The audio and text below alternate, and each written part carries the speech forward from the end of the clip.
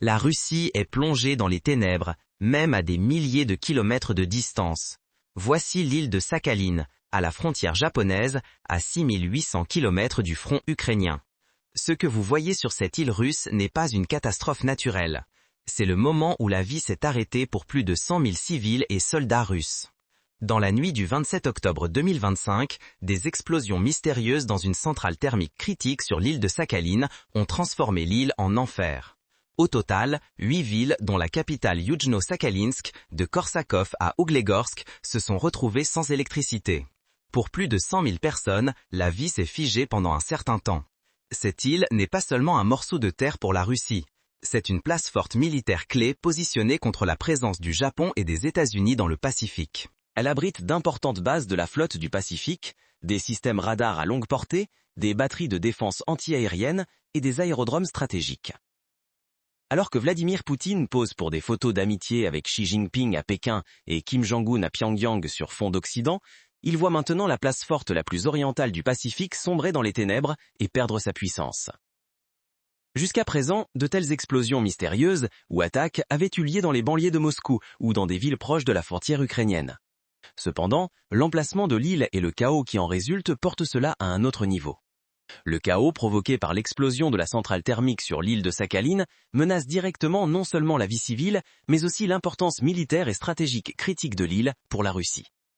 Cet incident a révélé à quel point l'une des bases avancées les plus importantes de la Russie dans le Pacifique peut être fragile et comment un effondrement des infrastructures énergétiques peut paralyser les opérations militaires.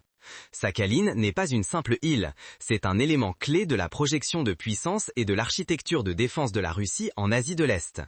La position stratégique de l'île, à seulement quelques kilomètres de l'île d'Okota au Japon et contrôlant les passages entre la mer d'Okhotsk et l'océan Pacifique, en a fait un point d'attention constant pour le Japon et les États-Unis. Présence militaire dans la région. Consciente de cette importance stratégique, la Russie a fortement militarisé l'île. L'île abrite des bases aériennes hébergeant des chasseurs modernes tels que les Su-35, des bases navales utilisées par les navires et sous-marins de la flotte du Pacifique, des systèmes radars à longue portée critiques pour surveiller les mouvements japonais et américains, et des éléments avancés de défense anti-aérienne comme les S-400 pour contrer d'éventuelles attaques. Sakhaline est conçue comme le porte-avions insubmersible de la Russie dans le Pacifique et sa première ligne de défense contre le Japon et les États-Unis. Cela représente une part significative de la puissance militaire derrière les postures d'alliance orientale de Vladimir Poutine avec Xi Jinping et Kim Jong-un. L'explosion à la centrale thermique de Yujno-Sakhalinsk et la panne d'électricité généralisée qui a suivi ont démontré à quel point les fondations de cette place forte stratégique sont fragiles. Les opérations militaires modernes dépendent absolument d'une alimentation énergétique ininterrompue et fiable. Le fonctionnement des radars, le fonctionnement des centres de commandement et de contrôle, le maintien des systèmes de communication, le suivi et l'engagement des cibles par les batteries de défense anti-aérienne, l'éclairage des pistes d'atterrissage des bases aériennes, l'utilisation des systèmes portuaires par les navires. Tout cela nécessite une source d'électricité stable. L'arrêt de la centrale thermique a directement menacé tous ces systèmes militaires sur l'île. Bien que les bases militaires disposent de leurs propres générateurs de secours, il est incertain de savoir combien de temps ces générateurs peuvent fonctionner, à quelle capacité et combien de temps ils peuvent alimenter tous les systèmes, en particulier les radars et centres de commandement à forte consommation d'énergie. En cas de panne prolongée, l'efficacité opérationnelle de la présence militaire russe sur l'île pourrait être sérieusement compromise. Des ruptures de communication pourraient survenir et, plus important encore, les capacités de défense aérienne et maritime de la région pourraient être affaiblies. Cette situation représente une vulnérabilité militaire inacceptable pour la Russie, surtout avec l'allié de l'OTAN, le Japon, et les forces du Pacifique des États-Unis juste à côté. Une base militaire sans électricité devient une cible facile pour des adversaires potentiels.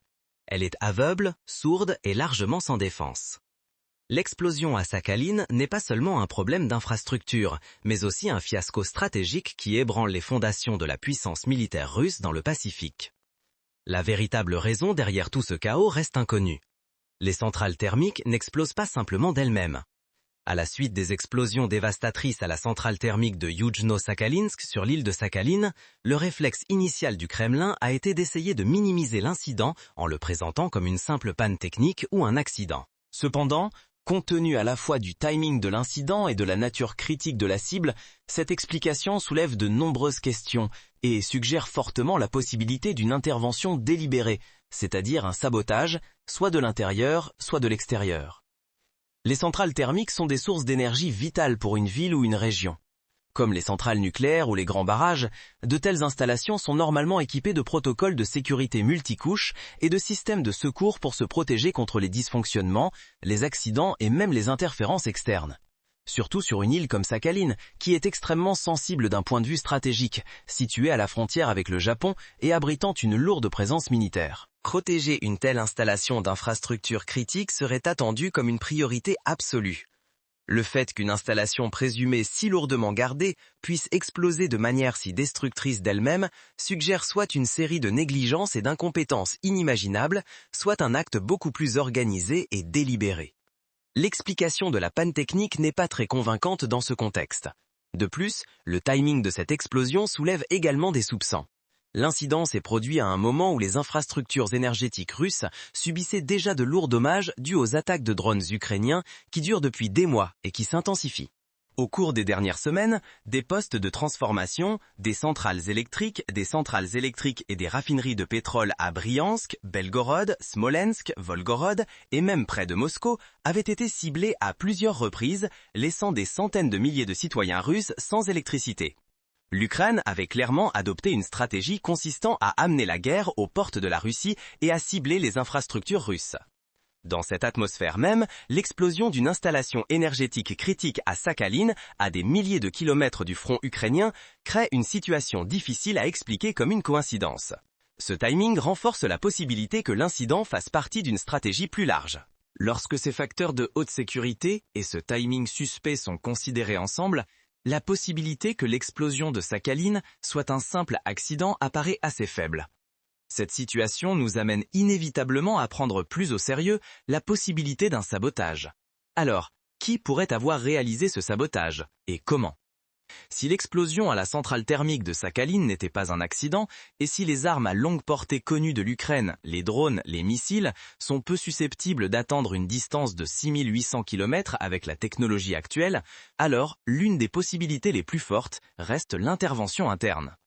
C'est l'un des pires cauchemars du Kremlin, que la pression et le mécontentement créés par la guerre mènent à des actions de sabotage à l'intérieur de la Russie, même dans les régions les plus reculées et supposées sécurisées. Depuis le début de la guerre, il y a eu de fortes allégations et certaines preuves que les services de renseignement ukrainiens, GUR ou SBU, ont soutenu ou dirigé des groupes partisans opérant au sein de la Fédération de Russie, composés de citoyens russes ou du moins recevant un soutien de l'intérieur de la Russie. Des groupes tels que la Légion de la Liberté russe ou le bataillon sibérien ont effectué des opérations d'infiltration transfrontalière, en particulier ciblant des régions frontalières comme Belgorod et Bryansk. Cependant, des actions de sabotage ont également été menées contre des cibles plus profondes à l'intérieur de la Russie. La responsabilité d'incidents tels que le dynamitage de lignes ferroviaires, l'incendie de bureaux d'enrôlement militaire et les attaques sur des dépôts de carburant a parfois été revendiquée par ou attribuée à de tels groupes.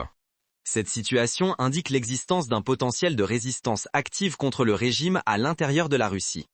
Le principal facteur alimentant ce potentiel de résistance est le mécontentement croissant au sein de la société russe alors que la guerre s'éternise. Les difficultés économiques, l'inflation, le chômage, l'impact des sanctions, les lourdes pertes militaires, des centaines de milliers de morts ou de blessés, la peur de la mobilisation et les politiques de plus en plus répressives du régime. La censure, les arrestations peuvent avoir conduit à une accumulation sérieuse de lassitude et de colère parmi différents segments de la société. Bien que ce mécontentement s'exprime souvent de manière silencieuse et passive, il peut pousser certains individus ou petits groupes radicalisés vers des actions plus actives et violentes. Dans ce contexte, dans une région géographiquement reculée comme Sakhalin, à des milliers de kilomètres de Moscou et peut-être sous un contrôle central ou une surveillance du FSB plus faible, le scénario d'un groupe interne ou d'individus mécontents ciblant une centrale thermique critique ne semble pas du tout déraisonnable. Une telle action pourrait viser à porter un coup symbolique contre le régime tout en alimentant le mécontentement, en exacerbant les difficultés vécues par la population locale. Ceux qui réalisent l'action pourraient être des employés ayant accès à l'installation, d'anciens soldats ou des cellules locales liées au renseignement ukrainien. La méthode utilisée pourrait aller d'un simple explosif à une cyberattaque ciblant les systèmes de contrôle de l'installation. Si l'explosion de Sakhaline était effectivement un acte de sabotage réalisé de l'intérieur, cela serait bien plus dangereux pour le Kremlin qu'une attaque de missiles depuis l'Ukraine. Cela montrerait que la guerre commence à ébranler les fondations du régime, non seulement de l'extérieur, mais aussi de l'intérieur. Que le mécontentement se transforme dangereusement en action et que l'appareil de sécurité russe peine à contrôler même ses propres citoyens. Cela pourrait signifier la réalisation de la plus grande peur de Poutine, que la guerre se transforme en un cancer qui corrode la Russie de l'intérieur. Les conséquences économiques et civiles de l'incident soutiennent également cette possibilité. Cela signifie une crise sérieuse sur une île isolée comme Sakhaline, parce que les partisans et les Ukrainiens veulent faire sentir leurs expériences même dans les territoires russes les plus reculés. Un autre aspect frappant ici est le choc psychologique vécu par les habitants de Sakhaline. Ces personnes regardaient la guerre en Ukraine de loin. Pour eux, le conflit était une réalité qui n'existait que dans les actualités. Mais cette explosion leur a fait sentir que la guerre lointaine n'était plus lointaine. Du jour au lendemain, un sentiment de sécurité a cédé la place à une anxiété silencieuse. Avec des températures descendant en dessous de zéro la nuit, les pannes d'électricité ne sont plus seulement un problème technique, mais une question de vie ou de mort. Cela parce que les centrales thermiques à Sakhaline ne génèrent pas seulement de l'électricité, mais fournissent également de l'eau chaude au système de chauffage central des villes. Si les pannes d'électricité persistent, il y a un risque que l'infrastructure de chauffage soit désactivée, ce qui pourrait créer des difficultés significatives pour le public par temps froid. De plus, les pannes d'énergie ont le potentiel de causer des perturbations dans les services essentiels, tels que les communications, l'eau et les transports. Les communications mobiles se sont affaiblies dans certaines zones et l'accès à Internet est devenu limité. Avec l'arrêt de la pompe à eau, certains quartiers auraient connu des difficultés temporaires d'accès à l'eau potable. Les hôpitaux ont essayé de maintenir un équilibre critique avec le soutien de générateurs.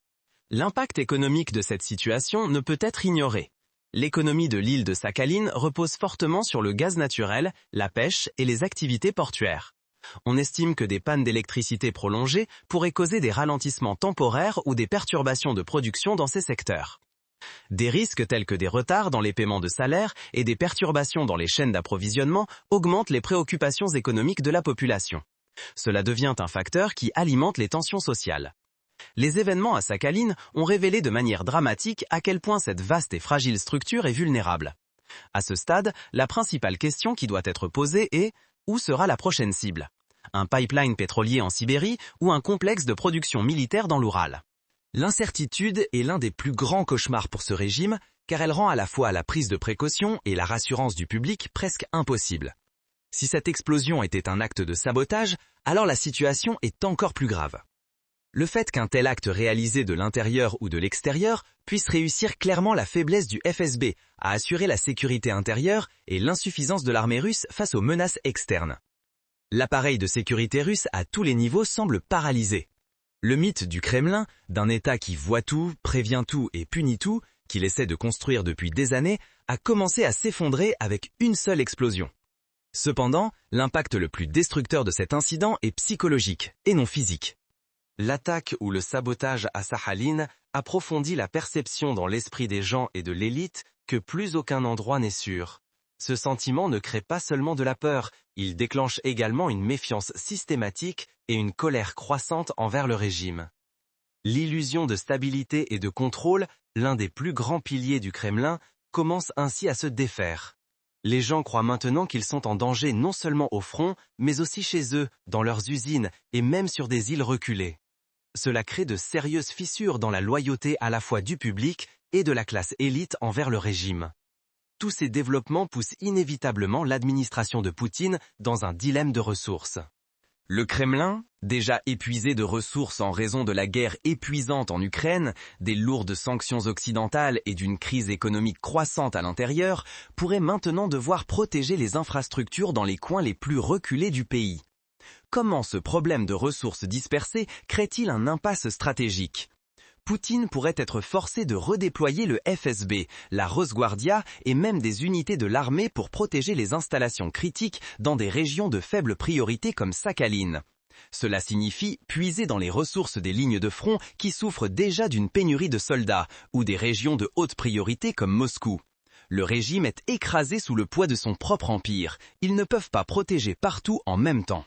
Protéger des milliers d'installations critiques réparties sur des milliers de kilomètres carrés 24 heures sur 24, 7 jours sur 7 est astronomiquement coûteux.